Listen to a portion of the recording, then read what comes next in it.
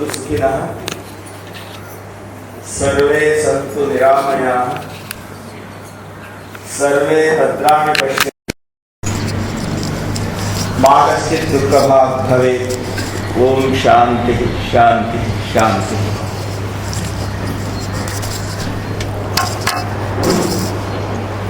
ಇವನಾರವನೆಂದೆನಿಸದಿರಯ್ಯ, ಇವ ನಮ್ಮವ ಇವ ನಮ್ಮವನೆಂದೆನಿಸಯ್ಯ ಕೂಡಲ ಸಂಗಮ ದೇವ, ನಿಮ್ಮ ಮಹಾಮನೆಯ ಮಗನೆಂದೆನಿಸಯ್ಯ. ದಿವ್ಯ ಜೀವನ ಸಂಘದಲ್ಲಿ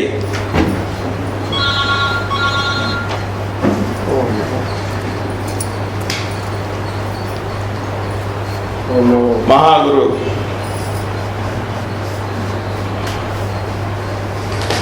ಸ್ವಾಮಿ ಶಿವಾನಂದ ಯೋಗಿಗಳ 51ನೆಯ ಸ್ಮರಣೆಯಲ್ಲಿ ಇಲ್ಲಿ ಸಮಾವೇಶಗೊಂಡಿರ್ತಕ್ಕಂಥ ಎಲ್ಲ ದಿವ್ಯಾತ್ಮರುಗಳು, ದಿವ್ಯ ಜೀವನ ಸಂಘ ಅಂತ ಹೇಳಿದ್ರೆ ಆಧ್ಯಾತ್ಮಿಕವಾಗಿ ವಿಕಾಸವಾಗಿರುವಂಥ ಬೆಳಕಿನ ಒಕ್ಕೂಟ ಅಂತ ಅಷ್ಟೇ.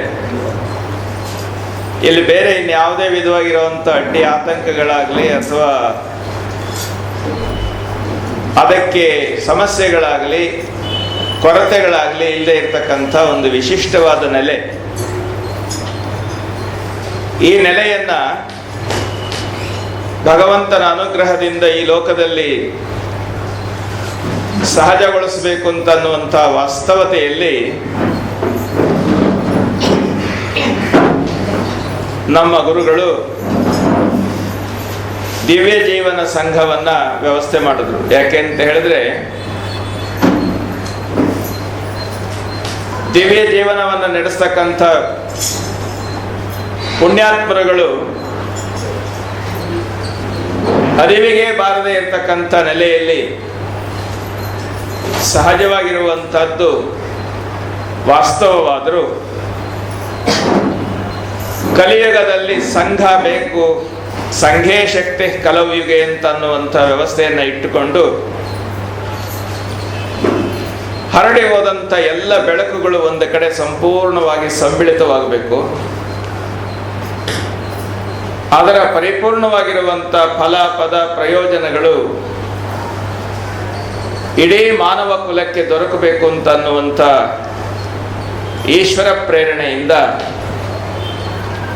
ದಿವ್ಯ ಜೀವನ ಸಂಘವನ್ನು ಗುರುಗಳು ಸಂಕಲ್ಪ ಮಾಡಿ ಅದನ್ನ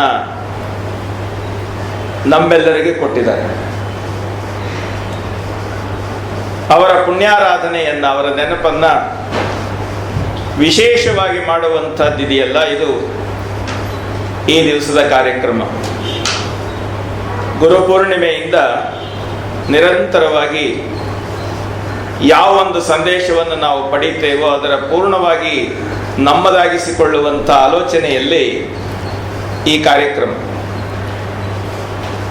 ಕಾರ್ಯಕ್ರಮದಲ್ಲಿ ನಮ್ಮ ಹಿರಿಯರು ಹೇಳಿದ ಹಾಗೆ ಪ್ರತಿ ವರ್ಷ ಬಂದು ಗುರು ಸನ್ನಿಧಿಯಲ್ಲಿ ನಿನ್ನ ಸಾಧನೆ ಏನು, ಸಂವೇದನೆ ಏನು ಅಂತನ್ನುವಂಥದ್ದನ್ನ ನಿಮ್ಮೆಲ್ಲರ ಮುಂದೆ ಹೇಳಿ ಪರೀಕ್ಷೆ ಕೊಡ್ಲಿಕ್ಕೋಸ್ಕರ ಇಲ್ಲಿ ಬರಮಾಡಿಕೊಳ್ಳುವಂಥದ್ದು ಹಿರಿಯರ ಅಭಿಮಾನದ ವ್ಯವಸ್ಥೆ.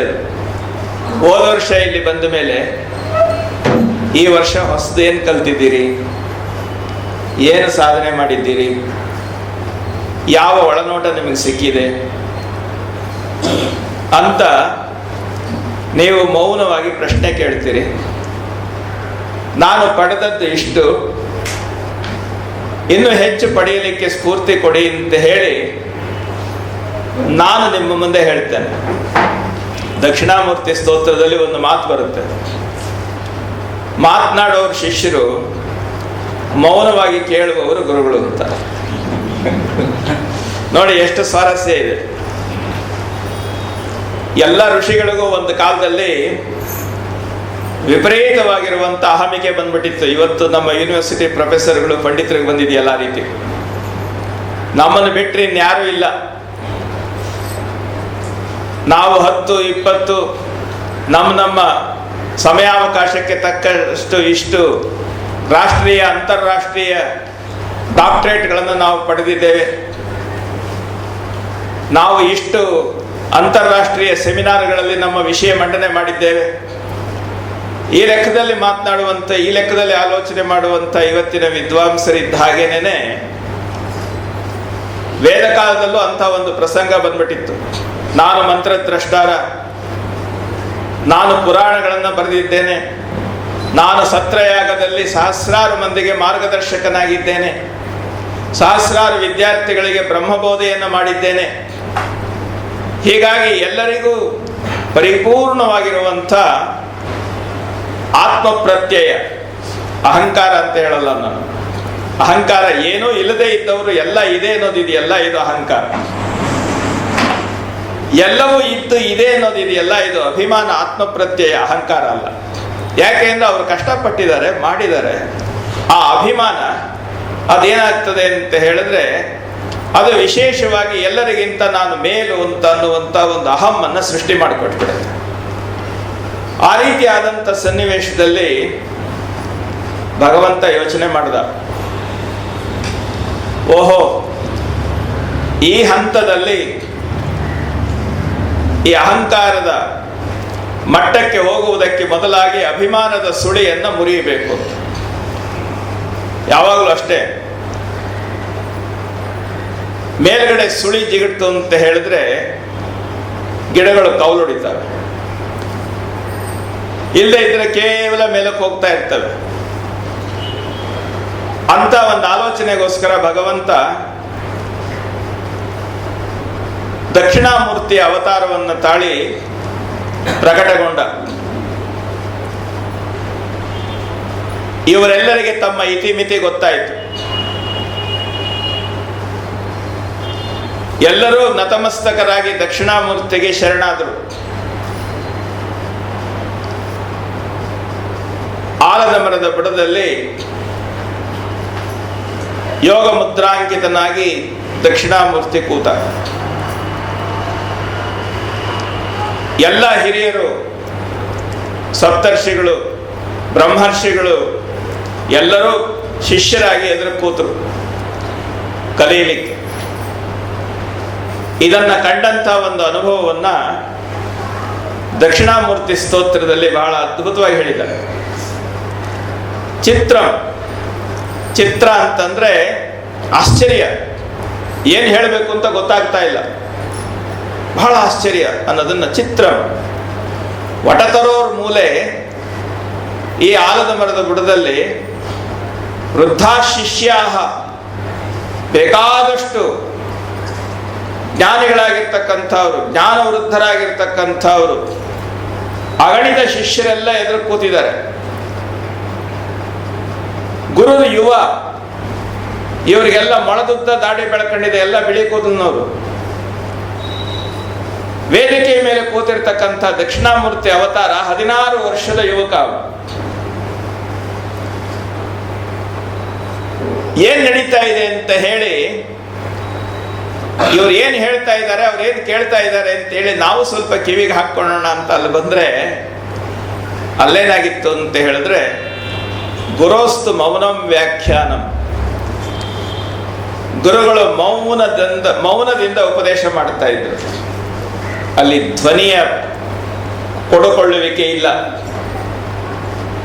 ಹಾಗಾದ್ರೆ ಇವರು ಸುಮ್ಮನೆ ಕೂತಿದ್ದಾರೆ, ಅವ್ರಿಗೇನಾಗ್ತಾ ಇದೆ ಅಂತ ಹೇಳಿದ್ರೆ, ಶಿಷ್ಯಾಸ್ತು ಛಿನ್ನ ಸಂಶಯ, ಅವರ ಮನಸ್ಸಲ್ಲಿದ್ದಂಥ ಎಲ್ಲ ದ್ವಂದ್ವಗಳು, ಅಭಿಮಾನವನ್ನು ಉಂಟು ಮಾಡತಕ್ಕಂಥ ವಿಚಾರಗಳು ಎಲ್ಲವೂ ಸಹ ತನಗೆ ತಾನೇ ಕರಗಿ ಹೋಗಿ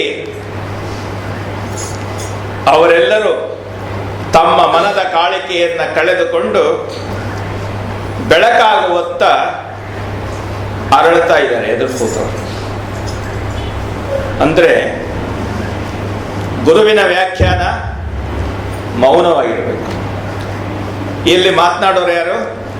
ನಾನು. ಮೌನವಾಗಿರೋರು ಯಾರು? ನೀವು. ಅದಕ್ಕೋಸ್ಕರ ಯಾರು ಗುರುಗಳು? ನೀವು. ಮಾತನಾಡೋದು ಶಿಷ್ಯ. ಹೌದಲ್ವಾ? ಯಾತಕ್ಕೆ ಮಾತು ಹೇಳ್ತೇನೆ ಅಂತ ಹೇಳಿದ್ರೆ, ಮಾತಿಗೆ ಮಿತಿ ಇದೆ.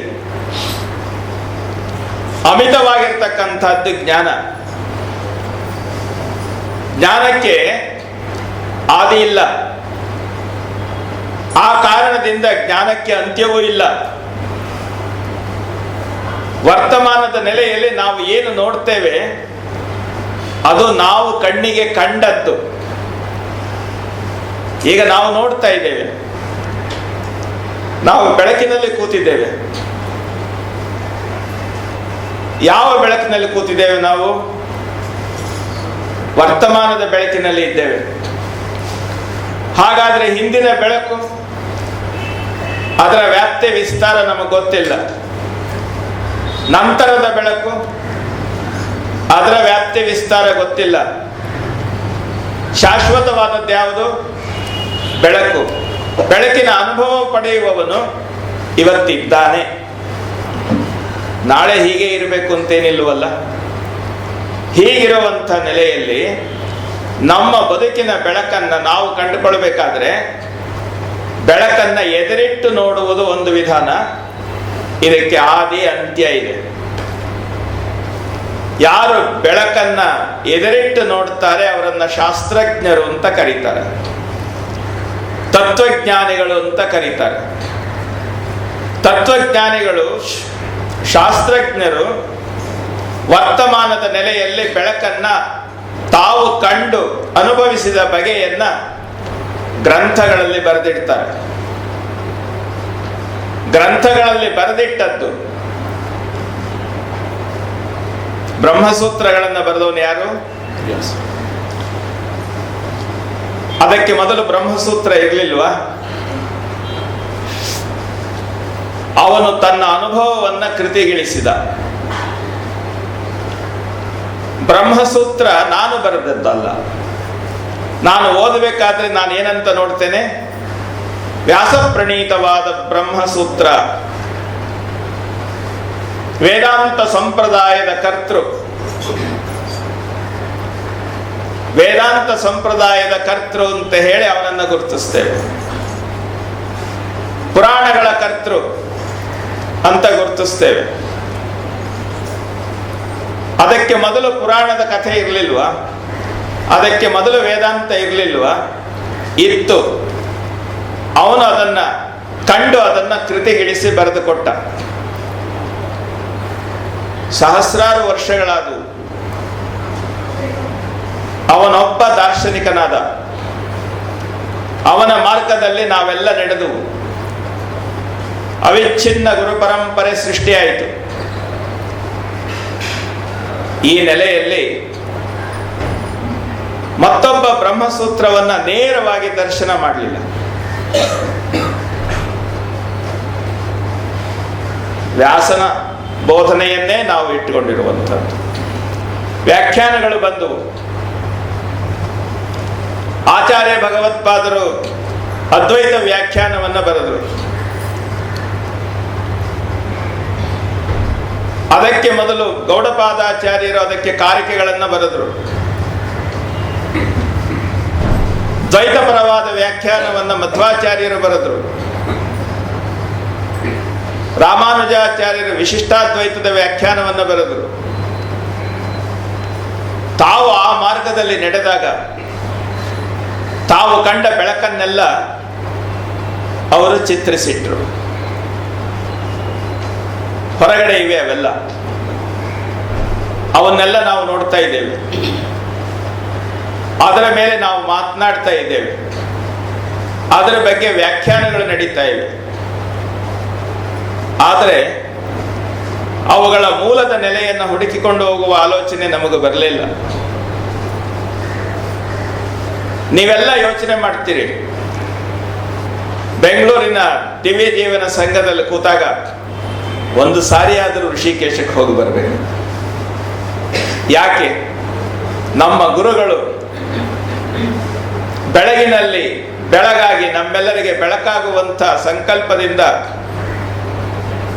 ಅವರು ತಪಸ್ವಿಗಳಾಗಿ ಮಹಾಸಮಾಧಿಯನ್ನು ಪಡೆದು ಬೆಳಕಾದಂಥ ನೆಲೆಯನ್ನು ಒಂದು ಸಾರಿಯಾದರೂ ನಾವು ನೋಡಬೇಕು. ನಾವು ಎಲ್ಲಿಯೇ ಇರಲಿ, ಅಲ್ಲಿ ಹೋಗಿ ಕುಂತಾಗ ನಮಗೆ ಧನ್ಯತೆ. ಹೌದು, ನಮ್ಮ ಗುರುಗಳು ಇಲ್ಲಿ ನಡೆದಾಡಿದ್ರು, ಇಲ್ಲಿ ಕುಂತರು, ಇಲ್ಲಿ ಧ್ಯಾನಮಗ್ನರಾಗಿದ್ರು, ಇಲ್ಲಿ ಸ್ನಾನ ಮಾಡಿದ್ರು, ಇಲ್ಲಿ ಆಶೀರ್ವಾದ ಮಾಡಿದ್ರು. ಹೌದಲ್ಲ? ವ್ಯಾಖ್ಯಾನಗಳನ್ನ ಯಾಕೆ ನಂಬಿ ಕೂತ್ಕೊಳ್ಳಲಿಲ್ಲ? ವ್ಯಾಖ್ಯಾನಗಳಿವೆಯಲ್ಲ, ಇವೆಲ್ಲ ರಾಜ್ಯಾದ್ಯಂತ ವಿಶ್ವಾದ್ಯಂತ ಹರಡಿರ್ತಕ್ಕಂಥ ಡಿವೈನ್ ಲೈಫ್ ಸೊಸೈಟಿಗಳಿದ್ದ ಹಾಗೆ. ಮೂಲ ಗ್ರಂಥ ಯಾವುದು ಅಂತ ಹೇಳಿದ್ರೆ ಅವರ ಮೂಲ ಸ್ಥಾನ.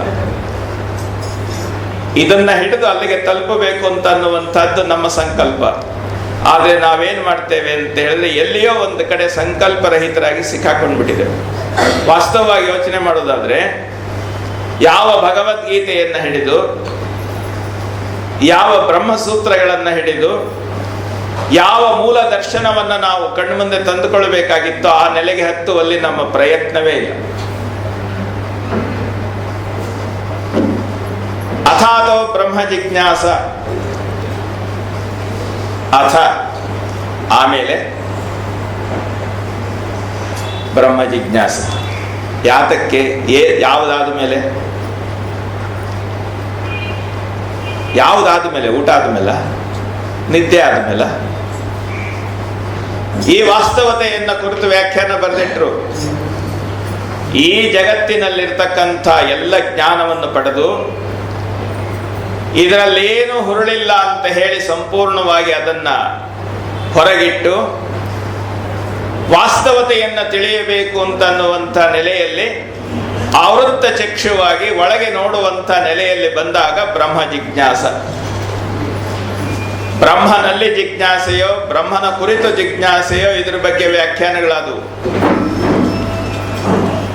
ಜಗತ್ತಿನಲ್ಲಿ ಎಲ್ಲವನ್ನು ಬಿಟ್ಟು ವಾಸ್ತವತೆಯ ನೆಲೆಯಲ್ಲಿ ಅದನ್ನು ನೋಡುವಂಥ ಆಲೋಚನೆಗಿಂತಲೂ ನಮ್ಮ ಮಾತಿನ ವೈಭವಗಳು, ಬರವಣಿಗೆಯ ವಿದ್ವತ್ತು, ಆ ನೆಲೆಯಲ್ಲಿ ನಾವು ಎಲ್ಲಿಯೋ ಒಂದು ಕಡೆ ನಮ್ಮ ವ್ಯವಸ್ಥೆಯನ್ನು ಕಳ್ಕೊಂಡ್ಬಿಟ್ಟಿದ್ದೇವೆ. ಈ ಒಂದು ಮಾಯೆಯ ಬಲೆಯಿಂದ ನಮ್ಮನ್ನು ಬಿಡುಗಡೆ ಮಾಡಬೇಕು ಅಂತ ಅನ್ನುವಂಥ ಕಾರಣಕ್ಕಾಗಿ ಸ್ವಾಮಿ ಶಿವಾನಂದರು ವಿಶೇಷವಾದಂಥ ಮಾರ್ಗಾನುಭೂತಿಯನ್ನು ನಮಗಾಗಿ ಮಾಡಿಕೊಟ್ರು. ಇವೆಲ್ಲ ಯಾವುದಿದೆ, ಬ್ರಹ್ಮಸೂತ್ರಗಳು, ಉಪನಿಷತ್ತುಗಳು, ಇವೆಲ್ಲ ನಮ್ಮ ಸುತ್ತ ಇವೆ. ಇವೆಲ್ಲವೂ ನಮಗೆ ಪೋಷಕ ದ್ರವ್ಯಗಳು, ಪ್ರೇರಕ ಮಾರ್ಗದರ್ಶಕಗಳು. ಆದರೆ ಅದನ್ನ ಸಂಪೂರ್ಣವಾಗಿ ಅನುಭವಿಸಬೇಕಾದವರು ನಾವು. ನಮ್ಮ ಅಂತರಂಗದಲ್ಲಿ ಅದರ ತಳಮಳ ಬರಲಿಲ್ಲ ಅಂತ ಹೇಳಿದ್ರೆ ಅದ್ಯಾವ ಪ್ರಯೋಜನಕ್ಕೂ ಬರೋದಿಲ್ಲ. ವಾಸ್ತವವಾಗಿ ಏನಾಗ್ತದೆ, ನಾವೆಲ್ಲ ಇವತ್ತಿನ ಕಾಲದಲ್ಲಿ ಎಲ್ಲ ಹಿರಿಯರ ಬರವಣಿಗೆಗಳನ್ನು ಓದಿ ಎಷ್ಟು ಚೆನ್ನಾಗಿ ಬರೆದಿದ್ದಾರೆ ಅಂತ ಹೇಳಿ ಅಂದುಕೊಂಡು ಬಿಡ್ತೇವೆ. ಯಾರೋ ಒಬ್ಬ ಬಹಳ ವಿಶೇಷವಾಗಿರುವಂಥ ಪ್ರಾಚೀನ ಭಾರತದ ಈ ಅಡುಗೆಯ ರುಚಿಯನ್ನು ಊಟ ಮಾಡಬೇಕು ಅಂತ ಒಬ್ಬ ಯೋಚನೆ ಮಾಡ್ದ. ಅವನಿಗೆ ಒಬ್ಬ ಬಹಳ ದೊಡ್ಡ ಋಷಿ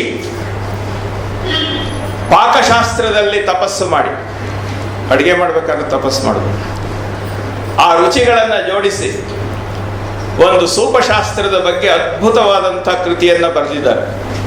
ವಾಸ್ತವವಾಗಿ ಇವತ್ತು ನಿಮಗೆಲ್ಲ ಗೊತ್ತೇ ಇಲ್ಲ. ನೀವು ಅಲ್ಲಿವರೆಗೂ ಹೋಗಬೇಡಿ, ಋಷಿವರೆಗೂ ಹೋಗಬೇಡಿ. ನಮ್ಮ ಕೆಳದಿಯ ರಾಜ ಬಸವ ಭೂಪಾಲ ಒಂದು ಎನ್ಸೈಕ್ಲೋಪೀಡಿಯಾ ಬರೆದಿದ್ದಾರೆ. ಅದರಲ್ಲಿ ಅಡಿಗೆಯ ಬಗ್ಗೆ ಬರೀತಾನೆ. ಕೇವಲ ಚಟ್ನಿ 350 ತರ ಚಟ್ನಿಗಳನ್ನು ಬರೆದಿಟ್ಟಿದ್ದಾನೆ. ಈ ರೀತಿ ಚಟ್ನಿ ಮಾಡಬೇಕು ಅಂತ. ಎಷ್ಟು ತರ ಚಟ್ನಿ ತಿಂದಿದ್ದೀರಿ ನೀವು? ಯಾಕೆ ಆ ಮಾತು ಹೇಳಿದೆ ಅಂತ ಹೇಳಿದ್ರೆ, ಅದನ್ನ ನೋಡಿಕೊಂಡು ಇದನ್ನೆಲ್ಲ ಅಧ್ಯಯನ ಮಾಡಿ ನಾನು ಪಾಕಶಾಸ್ತ್ರ ಪ್ರವೀಣ ಆಗಬೇಕು ಅಂತ ಒಬ್ಬ ಕೂತ. ಎಲ್ಲ ಪದಾರ್ಥಗಳನ್ನ ಹೇಗೆ ವಿಂಗಡಿಸ್ಬೇಕು, ಏನು ಮಾಡಬೇಕು ಅಂತ ಅನ್ನೋದ್ರ ಬಗ್ಗೆ ಸಾಕಷ್ಟು ಅಧ್ಯಯನ ಮಾಡಿ ಇಡೀ ಪುಸ್ತಕ ಅವನಿಗೆ ಬಾಯ್ಹಾಟ ಆಗೋಯ್ತು. 10 ಜನ ಹಸಿದವ್ರು ಕೂತಿದ್ರು. ಅವ್ರ ಮುಂದೆ ಬಂದು ಕೂತ್ಕೊಂಡು ಹೇಳಲಿಕ್ಕೆ ಶುರು ಮಾಡ್ದ, ಇಂಥ ಚಟ್ನಿಯಲ್ಲೇ ಈಗ ಮಾಡಬೇಕು, ಇದರ ಫಲ ಹೀಗೆ ಸಿಗುತ್ತೆ ಅಂತ ಹೇಳಿ ಈ ಚಟ್ನಿ ಬಗ್ಗೆ, ರೊಟ್ಟಿ ಬಗ್ಗೆ, ವಿಶೇಷವಾಗಿರುವಂತಹ ಸಿಹಿ ತಿಂಡಿಗಳ ಬಗ್ಗೆ 1.25 ಗಂಟೆ ಅದ್ಭುತವಾಗಿ ಮಾತನಾಡ್ದ. ಎಲ್ಲರೂ ಚಪ್ಪಾಳೆ ಹೊಡೆದ್ರು, ಆಹಾ ಎಷ್ಟು ವಿಷಯ ತಿಳ್ಕೊಂಡಿದ್ದಾನೆ ಅಂತ. ಯಾರಿಗಾರು ಹೊಟ್ಟೆ ತುಂಬ. ವಾಸ್ತವತೆ ಏನು ಅಂತ ಹೇಳಿದ್ರೆ, ಯಾವುದನ್ನ ಹೊರಗಿಟ್ಟು ನೋಡ್ತೇವೆ ಅದರಲ್ಲಿ ನಾವು ಸಂಪೂರ್ಣವಾಗಿ ಕರಗುವಂತ ತಾದಾತ್ಮ್ಯತೆ ನಮ್ಮಲ್ಲಿ ಮೂಡಿ ಬರಬೇಕು. ಹೊರಗಿಟ್ಟು ನೋಡುವುದು ಬೇರೆ, ಒಳಗೆ ತನ್ನನ್ನು ತಾನು ಅರಳಿಸಿಕೊಳ್ಳುವುದು ಬೇರೆ. ಹೊರಗಿನ ಬೋಧನೆ ಇದೆಯಲ್ಲ, ಹೊರಗಿನ ಬೋಧನೆ ಹೇಗೆ ಅಂತ ಹೇಳಿದ್ರೆ, ಬಲಿಯದ ಮಾವಿನಕಾಯಿ ತಂದು ಅದಕ್ಕೆ ರಾಸಾಯನಿಕವನ್ನು ಸಿಂಪಡಿಸಿ ಅದ್ಭುತವಾದ ಬಣ್ಣ ಬರೋ ಹಾಗೆ ಮಾಡಿ ಮಾರ್ಕೆಟ್ನಲ್ಲಿ ಜೋಡಿಸ್ಬಿಡೋದು. ಈಗೆಲ್ಲ ಮಾವಿನಕಾಯಿ ಕಾಲ ಮುಗೀತು. ಮಾವಿನ ಹಣ್ಣು ತಿನ್ನಬೇಕಾದ್ರೆ ನೀವೇನು ಹೇಳ್ತಾ ಇದ್ರಿ, ರಾಸಾಯನಿಕಗಳನ್ನು ಹಾಕಿದ ಹಣ್ಣುಗಳನ್ನು ತಿನ್ನಬೇಡಿ, ಅದು ನೋಡ್ಲಿಕ್ಕೆ ಅಷ್ಟೇ ಚಂದ, ಆದರೆ ಒಳಗೆ ರುಚಿ ಇರೋದಿಲ್ಲ. ಹೊರಗೆ ಹಚ್ಚಿಕೊಂಡ ರಾಸಾಯನಿಕ ವಸ್ತುಗಳು ಹೊರಗಿನ ಬಣ್ಣವನ್ನು ತಂದು ಕೊಡುತ್ತವೆ, ಆದರೆ ಒಳಗಿನ ರುಚಿ ಬರಬೇಕಾದ್ರೆ ಏನು ಮಾಡಬೇಕು?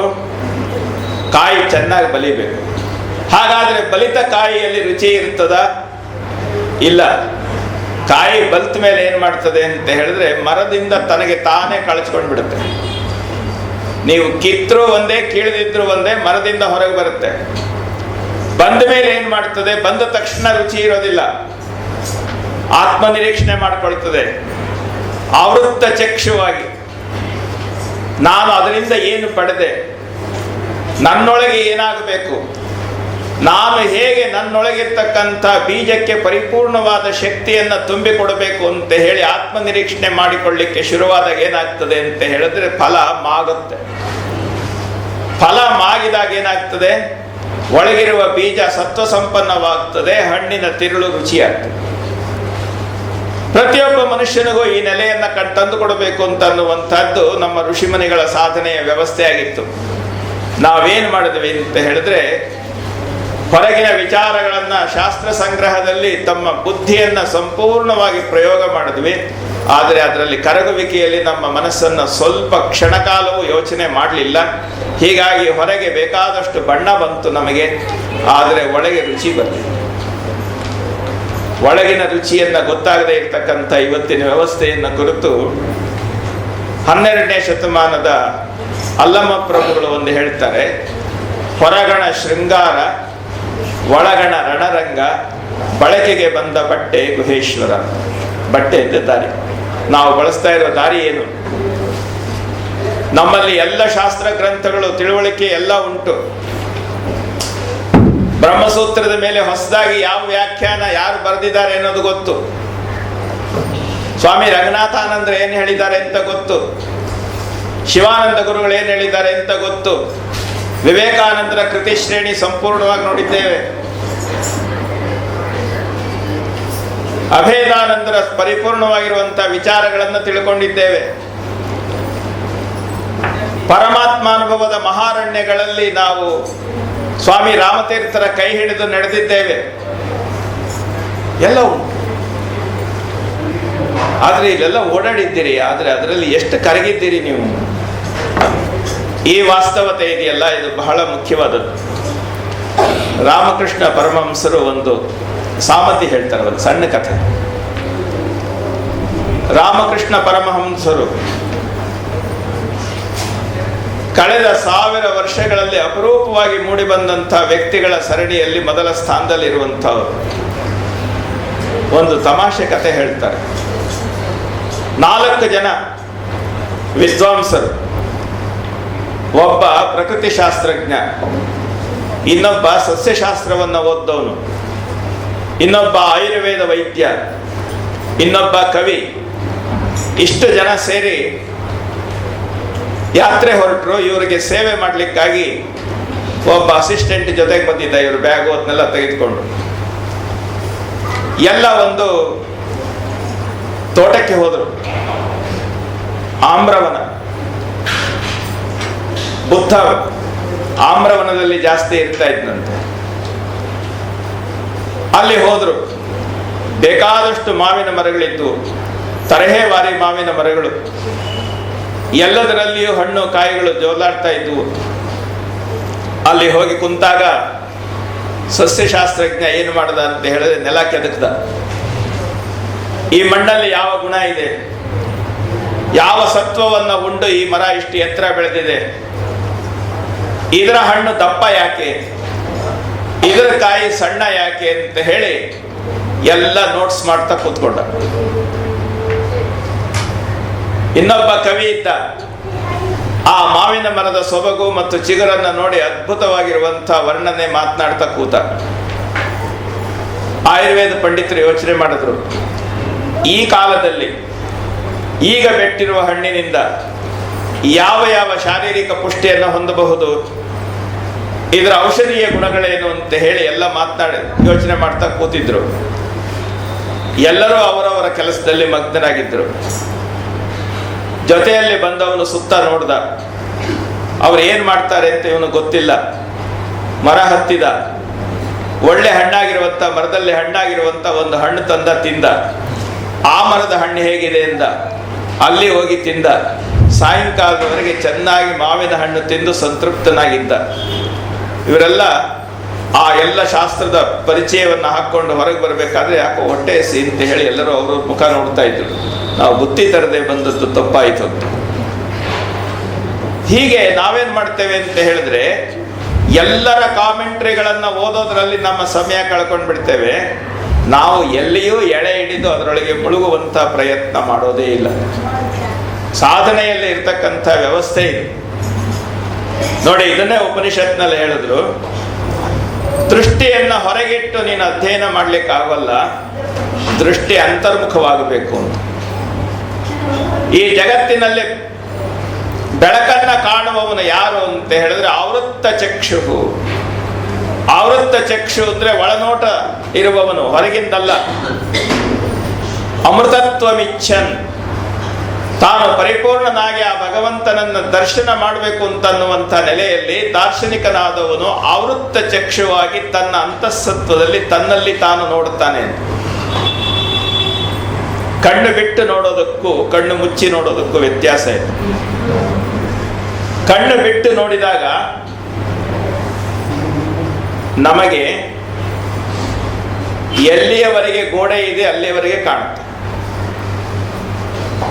ಒಳಗಿರುವ ಬೆಳಕಿನಲ್ಲಿ ಇದ್ದವರನ್ನ ಮಾತ್ರ ನೋಡುತ್ತೇವೆ. ಇದಕ್ಕಿಂತ ಜಾಸ್ತಿ ನೋಡಬೇಕು ಅಂತ ಹೇಳಿದ್ರೆ ಬಯಲಲ್ಲಿ ನಿಂತು ನೋಡಬೇಕು. ಬಯಲಲ್ಲೂ ನಿಂತಾಗಲೂ ಸಹ ಬೆಳಕಿದ್ದಷ್ಟು ಮಾತ್ರ ನಾವು ನೋಡುತ್ತೇವೆ. ನಮ್ಮ ಎಷ್ಟೇ ನೋಟ ತೀಕ್ಷ್ಣವಾಗಿದ್ದರೂ ಸಹ ಅದಕ್ಕೆ ಒಂದು ಇತಿಮಿತಿ. ಆದರೆ ಕಣ್ಣು ಮುಚ್ಚಿ ನೋಡುವಾಗ ನಿಮಗೆ ಇತಿಮಿತಿಗಳಿಲ್ಲ,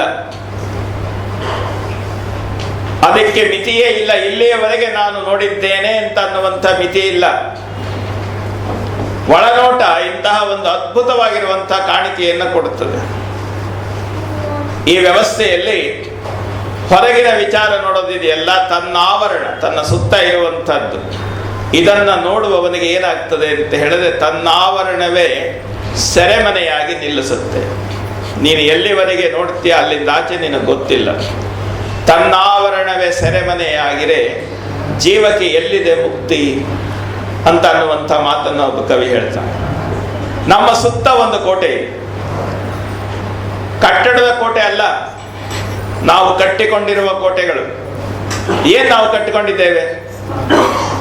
ನಾನು ಈ ಕುಲದವನು, ನಾನು ಈ ಭಾಷೆಯವನು, ನಾನು ಈ ದೇಶದವನು, ನಾನು ಹೆಣ್ಣು, ನಾನು ಗಂಡು, ನಾನು ಶ್ರೀಮಂತ, ನಾನು ದಾನಿ, ಇವರಿಷ್ಟು ನನ್ನ ಬಳಗ.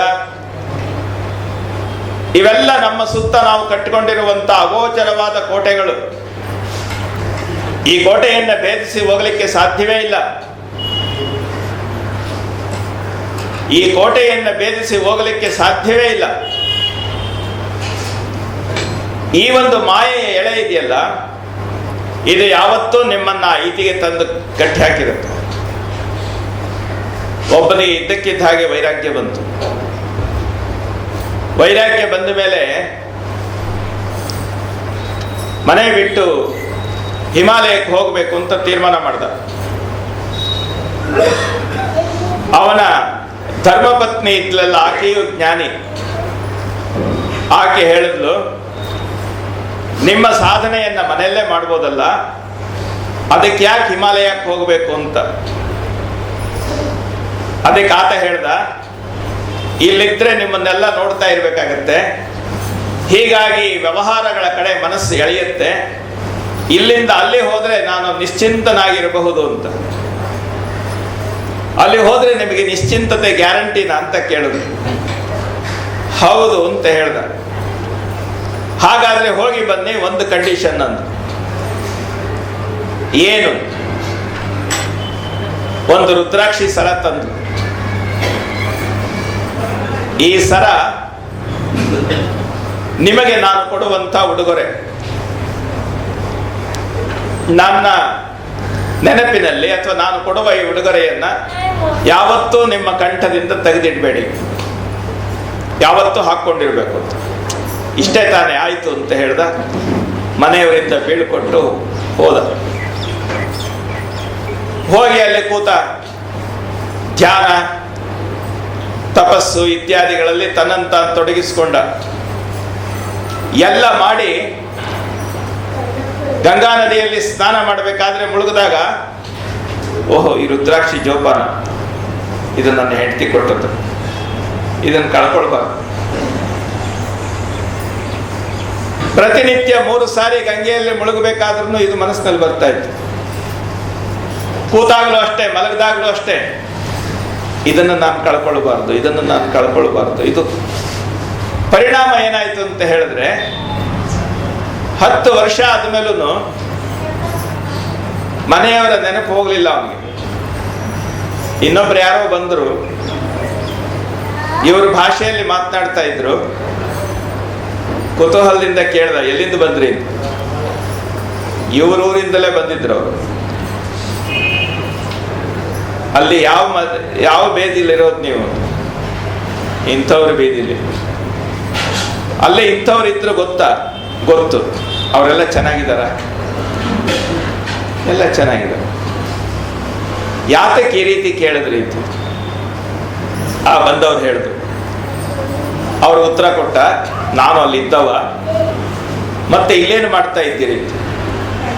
ಮನೆಯನ್ನೆಲ್ಲ ಬಿಟ್ಟು ಇಲ್ಲಿ ನಾನು ಸಾಧಕನಾಗಿ ನಾನು ಪರಿಪೂರ್ಣತೆಯನ್ನು ಪಡೀಲಿಕ್ಕೋಸ್ಕರ ಇಲ್ಲಿ ತಪಸ್ಸು ಮಾಡ್ತಾ ಇದ್ದೇನೆ. ತಪಸ್ಸಿನಲ್ಲಿ ಏನು ಚಿಂತನೆ ಮಾಡ್ತಾ ಇದ್ದೀರಿ? ನಮ್ಮ ಮನೆಯವ್ರು ಚೆನ್ನಾಗಿದ್ದಾರ ಅಂತ ನೀವು ಕೇಳಬೇಕಾದ್ರೆ 10 ವರ್ಷ ಆದ್ರೂ ಅವ್ರ ನೆನಪು ಹೋಗಿಲ್ಲ ಅಂತ ಹೇಳಿದ್ರೆ, ಇದನ್ನ ಅಲ್ಲೇ ಕೂತ್ ಮಾಡ್ಬೋದಾಗಿತ್ತಲ್ಲ, ಇಲ್ಲಿ ಯಾಕೆ ಬಂದ್ರಿ ಅಂತ. ಮುಕ್ಕಾಲು ವ್ಯವಸ್ಥೆಗಳೇನಾಗ್ತವೆ ಅಂತ ಹೇಳಿದ್ರೆ, ನಮ್ಮ ವ್ಯವಹಾರಗಳು ಇದೇ ಲೆಕ್ಕದಲ್ಲಿ ಬರ್ತವೆ. ಇದು ಸಾಂಸಾರಿಕರ ವ್ಯವಸ್ಥೆ ಅಲ್ಲ. ಇತಿಹಾಸದಲ್ಲಿಯೂ ಸಹ ಇಂಥ ವ್ಯವಸ್ಥೆಗಳನ್ನ ಹೇಗೆ ದಾಟುವುದು ಅಂತ ಅನ್ನುವಂಥದ್ದನ್ನ ನಮ್ಮ ಪುರಾಣಗಳು ಮಾರ್ಗದರ್ಶನ ಮಾಡಿವೆ. ಒಬ್ಬ ತಪಸ್ವಿ ಇದ್ದ, ಮನೆಯಿಂದ ಹೋಗಿ ತೀವ್ರವಾದಂಥ ತಪಸ್ಸು ಮಾಡಿದ. ಕೆಲವು ಸಿದ್ಧಿಗಳು ಅವನಿಗೆ ಬಂದವು. ಪ್ರತಿನಿತ್ಯ ಯಾವಾಗಾದರೂ ತನಗೆ ಬೇಕು ಅನ್ನಿಸಿದಾಗ ಕಾಡಿನಿಂದ ಊರಿಗೆ ಹೋಗ್ತಾ ಇದ್ದ. ಊರಿಗೆ ಹೋಗಿ ಯಾವುದಾದ್ರೂ ಒಂದು ಮನೆ ಮುಂದೆ ನಿಂತು ಭವತಿ ಭಿಕ್ಷಾಂದೇಹಿ ಅಂತ ಕೇಳಿ ಅವರು ಕೊಟ್ಟದ್ದನ್ನ ತಂದು ಊಟ ಮಾಡಿ ಮತ್ತೆ ತಪಸ್ಸಿಗೆ ತೊಡಗ್ತಾ ಇದ್ದ. ಯಾರಿಲ್ಲದ ಸಾಧನೆ ಮಾಡಬೇಕು ಅಂತ ಅನ್ನುವಂಥ ಆಲೋಚನೆ ಒಂದು. ಸಾಧನೆ ಮಾಡೋ ಸಮಯದಲ್ಲಿ ಒಂದು ಮನೆ ಮುಂದೆ ನಿಂತು ಕೇಳ್ತಾ ಇದ್ದಾನೆ, ಆ ಮನೆ ಯಾಕೆ ಬಾಗಿಲು ತೆಗಿಲಿಲ್ಲ, ಬರಲಿಲ್ಲ? ಇದಕ್ಕೆ ಮೊದಲು ಒಂದು ಅನುಭವ ಅವನಿಗಾಗಿತ್ತು. ತಪಸ್ವಿಯಾಗಿ ಕೂತಾಗ ಯಾವುದೋ ಒಂದು ಹಕ್ಕಿ ಮರದ ಮೇಲೆ ಕೂತು ಇವನ ಮೈ ಮೇಲೆ ತನ್ನ ಮಲ ವಿಸರ್ಜನೆ ಮಾಡಿಬಿಟ್ಟಿತ್ತು. ನನ್ನ ತಪಸ್ಸಿಗೆ ಭಂಗ ಆಯ್ತಲ್ಲ ಅಂತ ಹೇಳಿ ಹಕ್ಕಿಯನ್ನು ದುರುಗೊಟ್ಟಿಕೊಂಡು ನೋಡಿದ. ಹಕ್ಕಿ ಭಗ್ಗನೆ ಉರಿದು ಸುಟ್ಟು ಬೂದಿಯಾಗಿ ಕೆಳಗೆ ಬಿದ್ದೋಯ್ತು ಇವನ ದೃಷ್ಟಿಯ ವ್ಯವಸ್ಥೆಗೆ. ಈತನಿಗೆ ಅಯ್ಯೋ ಪಾಪ, ಹಕ್ಕಿ ಸತ್ತೋಯ್ತಲ್ಲ ಅಂತ ಅನ್ನಿಸ್ಲಿಲ್ಲ. ಏನಿದು ನನ್ನ ತಪಶಕ್ತಿ, ಆ ಹಕ್ಕಿಯನ್ನು ಸುಟ್ಟುಬಿಟ್ನಲ್ಲ ನಾನು, ನಿಜವಾಗ್ಲೂ ನನ್ನ ಸಾಧನೆ ಒಂದು ಫಲಕ್ಕೆ ಬರ್ತಾ ಇದೆ ಅಂತ ಹೇಳಿ ಮನಸ್ಸಿನಲ್ಲಿ ಅಹಮ್ಮನ್ನು ತುಂಬಿಕೊಂಡು ಬಂದಿದ್ದ. ಮನೆ ಮುಂದೆ ನಿಂತು ಕೇಳ್ತಾ ಇದ್ದಾನೆ. ಮನೆಯವರು ಬಾಗಿಲು ತೆಗಿಲಿಲ್ಲ. ಅವನದೊಂದು ಸಂಕಲ್ಪ ಏನು ಅಂದ್ರೆ, ಒಂದು ಮನೆ ಮುಂದೆ ಮಾತ್ರ ನಿಂತು ಕೇಳೋದು. ಅವರು ಕೊಡ್ಲಿಲ್ಲ ಅಂದ್ರೆ ಆ ದಿವಸ ಉಪವಾಸ. ಹೀಗಾಗಿ ಕಾಯುವಂತ ಪ್ರಸಂಗ ಬಂತು. ಮನೆಯಲ್ಲಿ ಏನಾಗಿತ್ತು ಅಂತ ಹೇಳಿದ್ರೆ,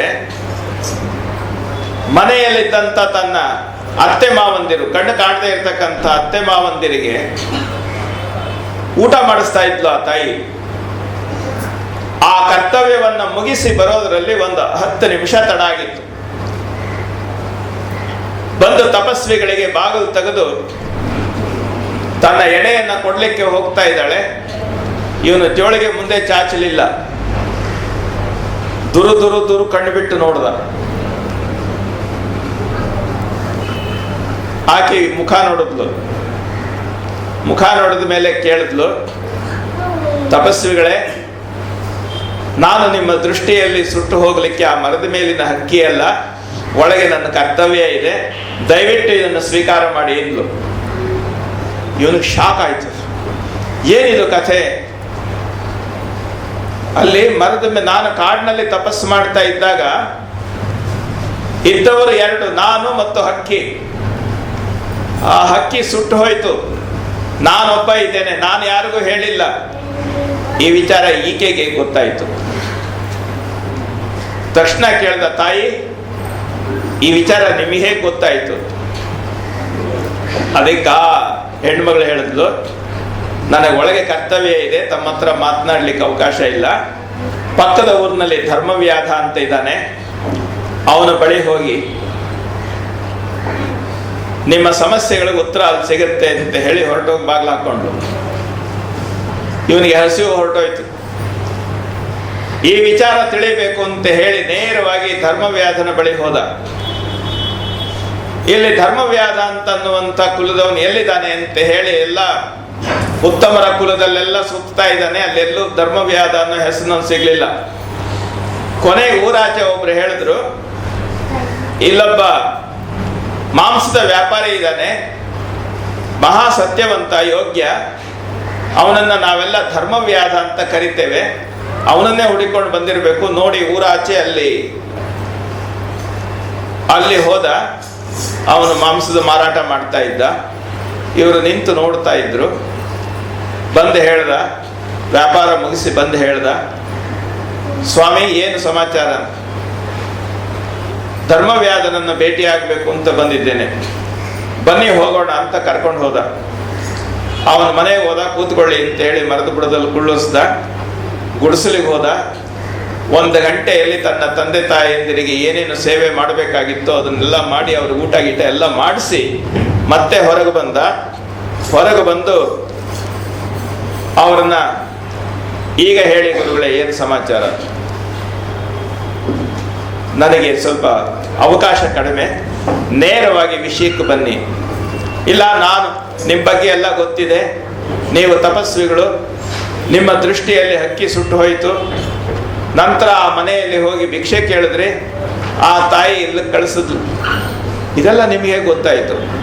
ಮಾಡೋದು ಮಾಂಸದ ವ್ಯಾಪಾರ, ಯಾವ ತಪಸ್ಸು ಇಲ್ಲ, ಏನೂ ಇಲ್ಲ. ಹೇಗೆ ಇದು ತಿಳಿದು ಬಂತು? ಕೈ ಮುಗಿದು ಕೇಳ್ದ, ನನಗೆ ಮಾರ್ಗದರ್ಶನ ಮಾಡಿ, ನಿಮ್ಮ ಬಗ್ಗೆ ಪರಿಚಯ ಮಾಡಿಕೊಡಿ.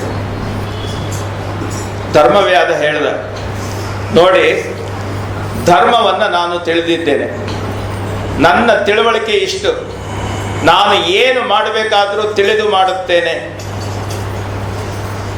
ನನ್ನ ಸುತ್ತ ಇರತಕ್ಕಂಥ ಎಲ್ಲರ ಹಿತವನ್ನು ನಾನು ಬಯಸ್ತೇನೆ. ನಮ್ಮ ಕುಲ ಪರಂಪರೆಯಂತೆ ನಾನು ಮಾಂಸ ವ್ಯಾಪಾರ ಮಾಡಿದ್ರು ಸಹ ನಾನು ಯಾವುದೇ ಪ್ರಾಣಿ ಹಿಂಸೆ ಮಾಡೋದಿಲ್ಲ, ಬೇರೆಯವರು ತಂದು ಕೊಟ್ಟದ್ದನ್ನು ಮಾರ್ತೇನೆ. ನಾವು ಮನೆಯಲ್ಲಿ ಸಾತ್ವಿಕ ಆಹಾರವನ್ನು ಊಟ ಮಾಡುವವರು. ವೃತ್ತಿಯ ನೆಲೆಯಲ್ಲಿ ಮಾಡುವಾಗ ನಾನು ಎಚ್ಚರ ವಹಿಸ್ತೇನೆ, ಯಾವುದರಲ್ಲಿಯೂ ವ್ಯತ್ಯಾಸ ಆಗಬಾರ್ದು, ಎರಡು ಸಮಾನತೆಯ ನೆಲೆಯಲ್ಲಿರಬೇಕು. ಈ ನೆಲೆಯಲ್ಲಿ ನಾನು ನನ್ನ ಬದುಕನ್ನು ಮಾಡ್ತಾ ಇದ್ದೇನೆ. ನನಗೆ ಯಾವ ತಪಸ್ಸಿನ ಪರಿಚಯವೂ ಇಲ್ಲ. ನೀವು ಹೋದಂಥ ಮನೆಯ ಗೃಹಿಣಿ ಯಾವ ವಿದ್ಯಾವಂತೆಯೂ ಅಲ್ಲ. ಆದರೆ ತನ್ನ ಕರ್ತವ್ಯವನ್ನು ಎಚ್ಚರಿಕೆಯಿಂದ ಮಾಡುವಂಥ ಪ್ರಜ್ಞೆ ಆಕೆಗೂ ಇದೆ, ನನಗೂ ಇದೆ. ನಮ್ಮ ಹಿರಿಯರನ್ನು ನಾನು ಸರಿಯಾದ ರೀತಿಯಿಂದ ಸೇವೆ ಮಾಡ್ತೇನೆ. ಅವರೇ ನನಗೆ ಸಾಕ್ಷಾತ್ ಲಕ್ಷ್ಮೀನಾರಾಯಣರು. ಅವರಿಗೆ ಊಟ ಮಾಡಿಸೋದಿದೆಯಲ್ಲ ಭಗವಂತನಿಗೆ ಮಾಡ್ತಕ್ಕಂಥ ನೈವೇದ್ಯ. ಆ ಹಿರಿಯರಿಗೆ ಸ್ನಾನ ಮಾಡಿಸಿ ಮಡಿ ಉಡಿಸೋದಿದೆಯಲ್ಲ ಭಗವಂತನಿಗೆ ಮಾಡುವಂಥ ಅಭಿಷೇಕ. ಅವರಿಗೆ ನೋವಾಗದಂತೆ ನೋಡಿಕೊಳ್ಳೋದಿದೆಯಲ್ಲ ಇದು ನನ್ನ ಷೋಡಶೋಪಚಾರದ ಪೂಜೆ. ಈ ಕೆಲಸವನ್ನು ನಾನು ನಿಶ್ಚಿಂತೆಯಿಂದ ಮಾಡ್ತೇನೆ. ಇದನ್ನು ಯಾವುದೇ ಲಾಭ ಅಥವಾ ನಷ್ಟ ಅಥವಾ ಹೊಗಳಿಕೆ ತೆಗಳಿಕಾಗಿ ನಾನು ಮಾಡ್ತಾ ಇಲ್ಲ.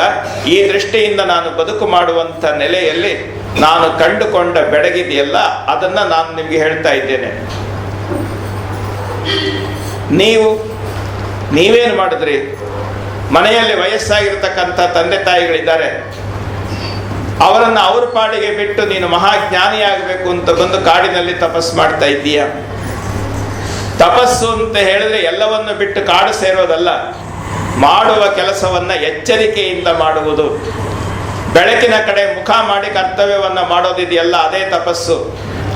ತಪಸ್ಸು ಅಂತ ಹೇಳಿದ್ರೆ ಮಾತು ಮನಸ್ಸು ಎಲ್ಲವೂ ಸಮಾನವಾಗಿ ಬುದ್ಧಿ ಪ್ರಜ್ಞೆಗಳೊಡಗೂಡಿ ಮಾಡ್ತಕ್ಕಂಥ ಕರ್ತವ್ಯ.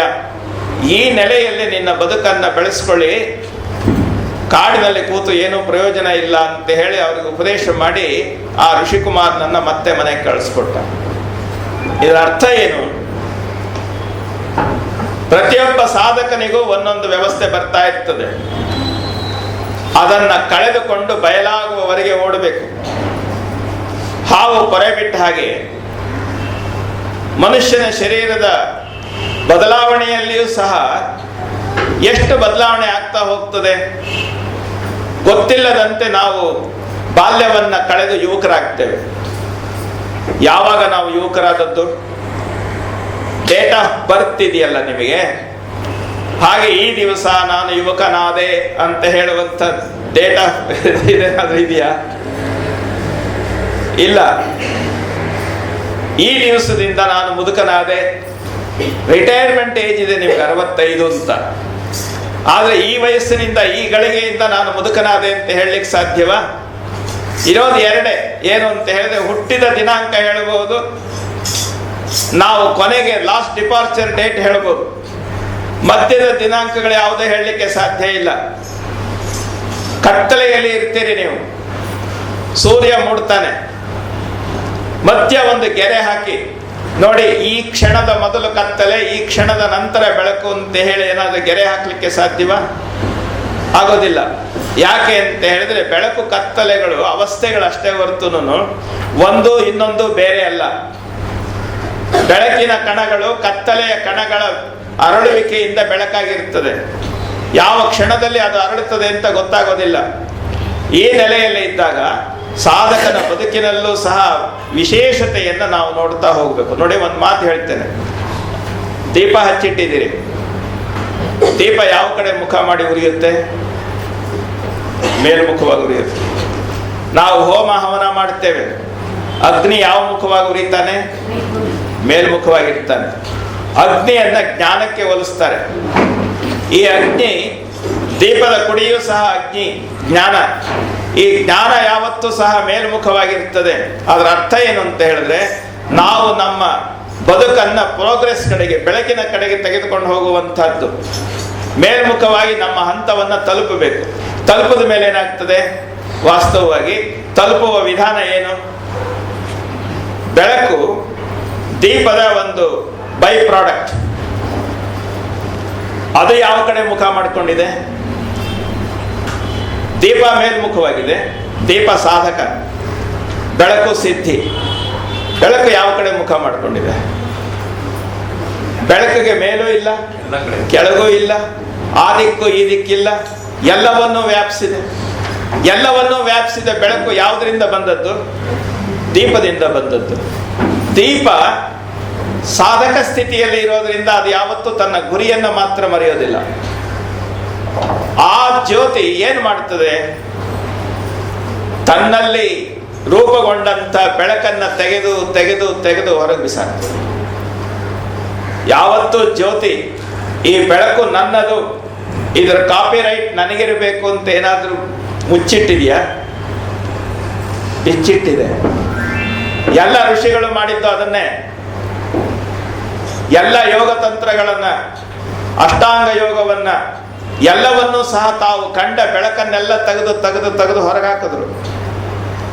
ಇವತ್ತು ನಾವು ಪಂಡಿತರು ಏನ್ ಮಾಡ್ತೇವೆ? ನಾವೇನಾದ್ರೂ ಒಂದು ಬೆಳಕು ನಮ್ಮ ತಲೆಯಲ್ಲಿ ಫ್ಲ್ಯಾಶ್ ಆದ್ರೆ ಅದನ್ನ 4 ಜನಕ್ಕೆ ಹೇಳೋದಕ್ಕೆ ಮೊದಲು ನಾವು ಇಂಟರ್ನ್ಯಾಷನಲ್ ಕಾಪಿರೈಟ್ ತೆಗೆದುಕೊಳ್ಳುವಂಥ ವ್ಯವಸ್ಥೆಗೆ ಹೋಗಿ ಇದನ್ನ ನಾನು ವ್ಯವಸ್ಥೆ ಮಾಡ್ತಾ ಇದ್ದೇನೆ, ಇದ್ರ ಮೇಲಿನ ಹಕ್ಕು ನನ್ನದು, ಇದನ್ನ ಉಪಯೋಗಿಸುವವರು, ಇದನ್ನ ಹೇಳುವವರು ನನಗೆ ಇಷ್ಟು ರಾಯಲ್ಟಿ ಕೊಡಬೇಕು. ಹೌದು ತಾನೆ? ನಾವು ತಯಾರು ಮಾಡುವಂತ, ನಾವು ಕಂಡಿಡಿದ ಔಷಧಿಗಳಿಗೆ ರಾಯಲ್ಟಿ ಇದೆ. ಇಷ್ಟೆಲ್ಲ ಯಾಕೆ? ಈಗ ವೇದಾಂತಕ್ಕೂ ರಾಯಲ್ಟಿ, ಉಪದೇಶಕ್ಕೂ ರಾಯಲ್ಟಿ ಬಂದ್ಬಿಟ್ಟಿದೆ. ಈಗ ವಾಸ್ತವವಾಗಿ ಪ್ರಾಣಾಯಾಮದ ನೆಲೆಯನ್ನ ವೈವಿಧ್ಯಮಯವಾಗಿ ಹೇಳಿಕೊಟ್ಟಂತ ವ್ಯವಸ್ಥೆಗಳು ಇತಿಹಾಸದಲ್ಲಿ ಬೇಕಾದಷ್ಟಿವೆ.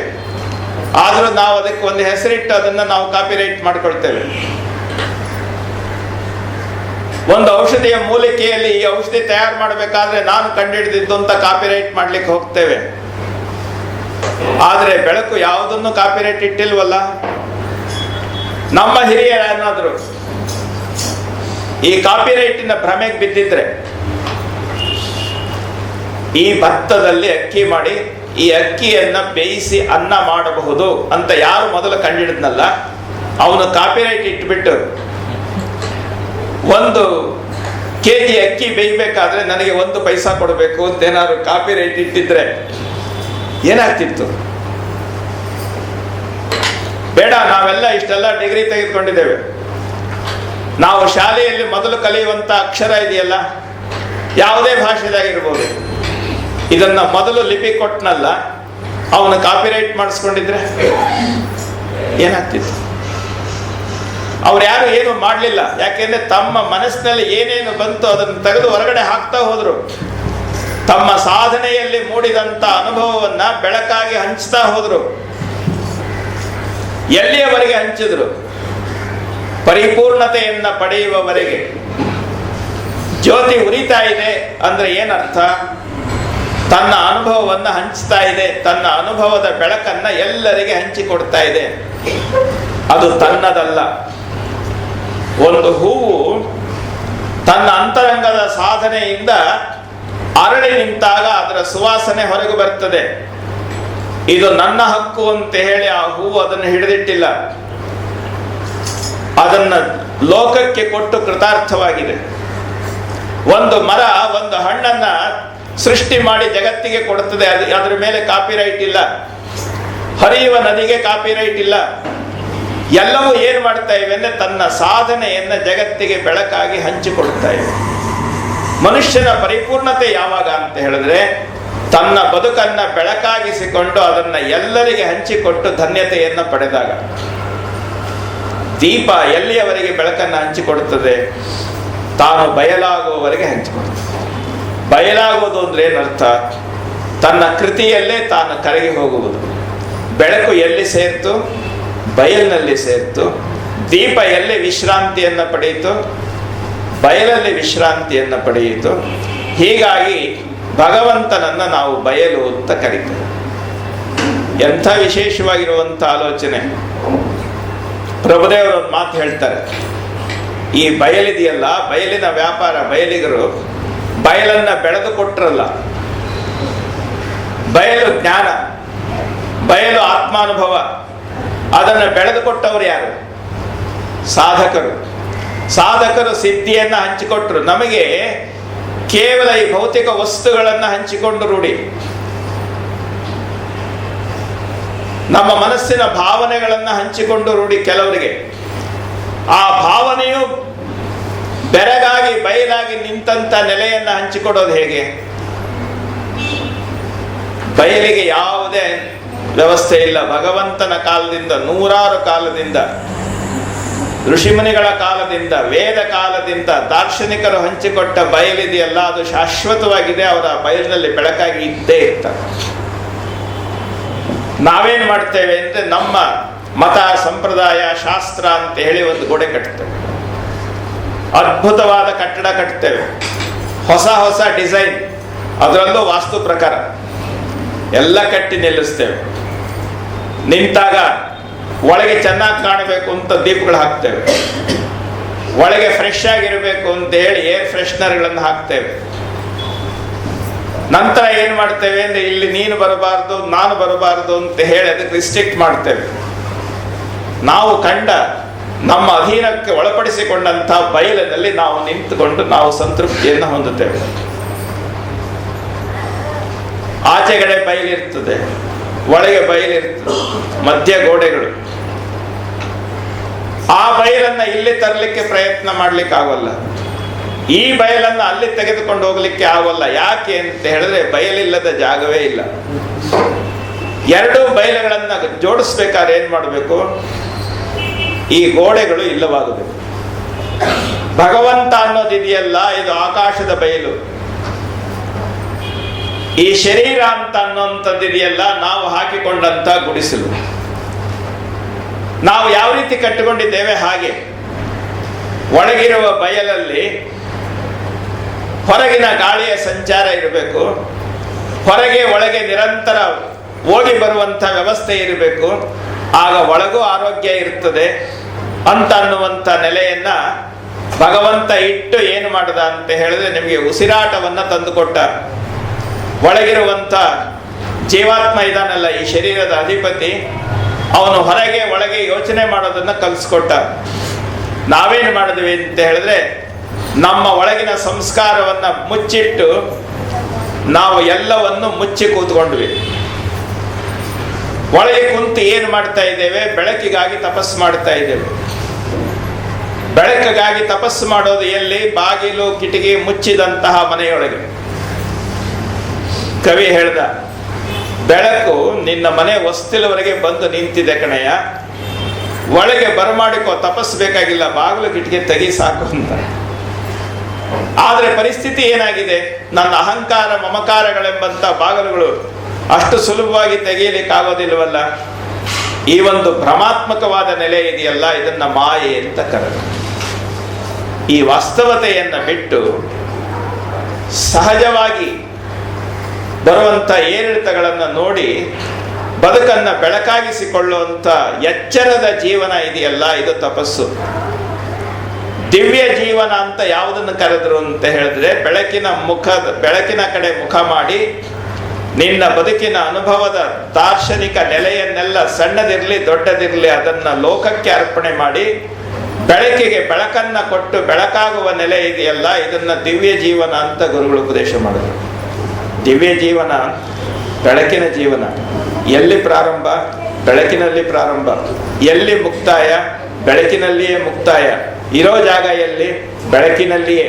ಈ ವ್ಯವಸ್ಥೆಯನ್ನ ಕುರಿತು ಪ್ರಭುದೇವರು ಒಂದು ಅದ್ಭುತವಾದ ವಚನ ಹೇಳಿದ್ದಾರೆ. ಬಯಲು ಬಯಲನೆ ಬಿತ್ತಿ, ಬಯಲು ಬಯಲನೆ ಬೆಳೆದು, ಬಯಲು ಬಯಲೊಳಗೆ ಬಯಲಾಯಿತಯ್ಯ. ಬಯಲ ಜೀವನ ಬಯಲ ಭಾವನೆ, ಬಯಲು ಬಯಲೊಳಗೆ ಬಯಲಾಯಿತಯ್ಯ. ನಿಮ್ಮ ಹಿರಿಯರೆಲ್ಲರೂ ಮುನ್ನವೇ ಬಯಲಾದರು. ಯಾರು ಮಾರ್ಗದರ್ಶಕರಾಗಿದ್ದಾರೆ ಅವರೆಲ್ಲ ಬಯಲಿನಲ್ಲಿದ್ದಾರೆ. ನಿಮ್ಮ ನೆಮ್ಮಿ ಬಯಲಾದೆ ಗುಹೇಶ್ವರ.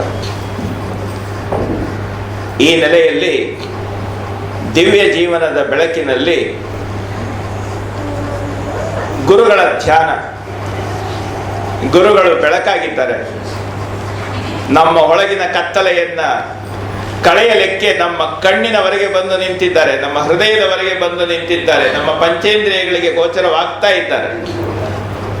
ಆದರೆ ಒಳಗೆ ಅವರನ್ನು ಕೂಡಿಸ್ಕೊಳ್ಳೋದಕ್ಕೆ ಸ್ವಲ್ಪ ಪ್ರಯತ್ನ ನಾವು ಮಾಡಬೇಕಷ್ಟೇ.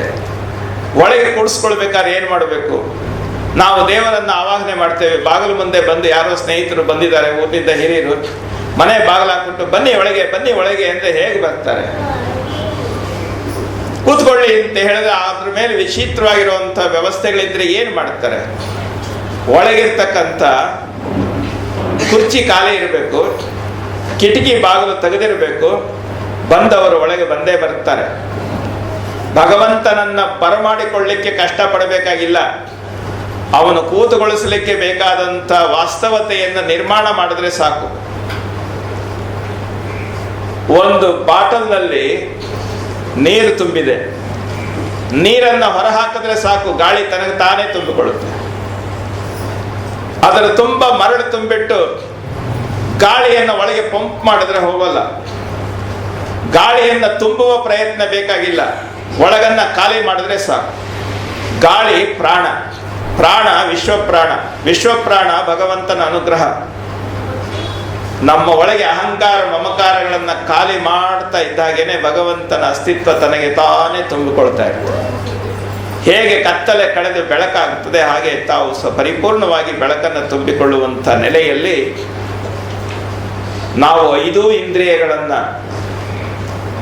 ಮೆಟ್ಟಿ ಆ ಒಂದರ ಕಡೆ ಗಮನ ಇಟ್ಟು ನಮ್ಮ ಸಾಧನೆಯಲ್ಲಿ ಏಕಾಗ್ರತೆಯನ್ನು ಸಾಧಿಸುವಂಥ ನೆಲೆ ಇದೆಯಲ್ಲ, ಇದು ಶಿವಾನಂದ ಗುರುಗಳ 51ನೆಯ ಪುಣ್ಯಾರಾಧನೆಯ ಸಂದೇಶ. 5 ಆಸೆ ಆಮಿಷಗಳನ್ನು, ಇಂದ್ರಿಯಗಳಿಗೆ ಸಂಬಂಧಪಟ್ಟ 5 ಆಸೆ ಆಮಿಷಗಳನ್ನು ಮೆಟ್ಟಿ ನಮ್ಮ ದೃಷ್ಟಿ 5ರ ಕಡೆ ಚದರಿ ಹೋಗಬಾರ್ದು, 1ರ ಲಕ್ಷ್ಯದಲ್ಲಿ ಇರಬೇಕು. 5ಅನ್ನು ಮೆಟ್ಟಿ 5ಅನ್ನು ಹತ್ತಿ ಮೇಲೆ 1ರ ಮೇಲೆ ನಿಂತುಕೋ. ಗುರುಗಳ ಅನುಗ್ರಹದ ಬೆಳಕು ನಿನ್ನೊಳಗೆ ಸಂಪೂರ್ಣವಾಗಿ ಬರ್ತದೆ. ಗುರುವಿಗಿಂತ ಕರುಣಾಮೂರ್ತಿ ಇನ್ನೊಂದಿಲ್ಲ. ನಿರಂತರವಾಗಿ ಹಗಲು ರಾತ್ರಿ ಭಗವಂತನ ಸಹಜ ಸ್ವರೂಪವನ್ನು ಗುರು ಅಂತ ನಾವು ಕರೀತೇವೆ. ಭಗವಂತನನ್ನು ತೋರಿಸಿಕೊಟ್ಟವರು ಗುರುಗಳು. ಆ ಭಗವಂತನ ಬೆಳಕನ್ನು ಒಳಗೆ ಹೊರಗೆ ಮಾಡುವಂಥ ವ್ಯವಸ್ಥೆಯಲ್ಲಿ ನಮ್ಮ ಬೆಳವಣಿಗೆಗೆ ತಾಯಿಯಾಗಿ ನಮ್ಮನ್ನು ಪರೆದವಳು ಗುರುಸತ್ವ. ಈ ನೆಲೆ ಇದ್ದಾಗ ಯಾವತ್ತೂ ಗುರುಗಳು ನಮ್ಮ ಪರ, ಅವರು ಯಾವತ್ತೂ ಪರೀಕ್ಷೆ ಒಡ್ಡೋದಿಲ್ಲ. ನೀವು ಶುದ್ಧವಾದರೆ ನಿಮ್ಮಲ್ಲಿ ಸಹಜವಾಗಿಯೇ ಬಂದು ನೆಲೆಸುವಂಥ ಗುರುತತ್ವ. ಅಂಥ ದಿವ್ಯ ಜೀವನದ ಮಾರ್ಗದರ್ಶಿಯಾಗಿ, ಆ ಬೆಳಕಾಗಿ ಬಾ ಬಾ ಅಂತ ಹೇಳಿ ತಮ್ಮ ಹತ್ರ ಕರೆಯುವಂತಹ ಗುರುಗಳ ಕಾರುಣ್ಯಕ್ಕೆ ತಮ್ಮನ್ನು ತಾವು ಒಪ್ಪಿಸಿಕೊಳ್ಳುವ ಈ ಕೆಲಸ ಇದೆಯಲ್ಲ, ಇದು ಬಹಳ ಅದ್ಭುತವಾದ ಕೆಲಸ. ಈ ಸತ್ಸಂಗದಲ್ಲಿ, ಈ ದಿವ್ಯ ಜೀವನದಲ್ಲಿ ಪರಿಪೂರ್ಣರಾಗಿ ಗುರುಗಳ ಅನುಗ್ರಹವನ್ನು ಪಾತ್ರರಾಗಿ ಅಂತ ಅನ್ನುವಂಥದ್ದನ್ನು ಕಳೆದ ವರ್ಷದಿಂದ ಈ ವರ್ಷದವರೆಗೆ ಕೂತು ಚಿಂತನೆ ಮಾಡಿದ್ದೇನೆ. ಇದರಲ್ಲಿ ಏನಾದರೂ ಸ್ವಲ್ಪ ಲೋಪದೋಷ ಇದ್ದರೆ ದಯವಿಟ್ಟು ಮಾರ್ಕ್ಸ್ ಕಡಿಮೆ ಹಾಕಿ, ಚಿಂತೆ ಎಲ್ಲ ಒಳಿತಾಗಲಿ. ಓಂ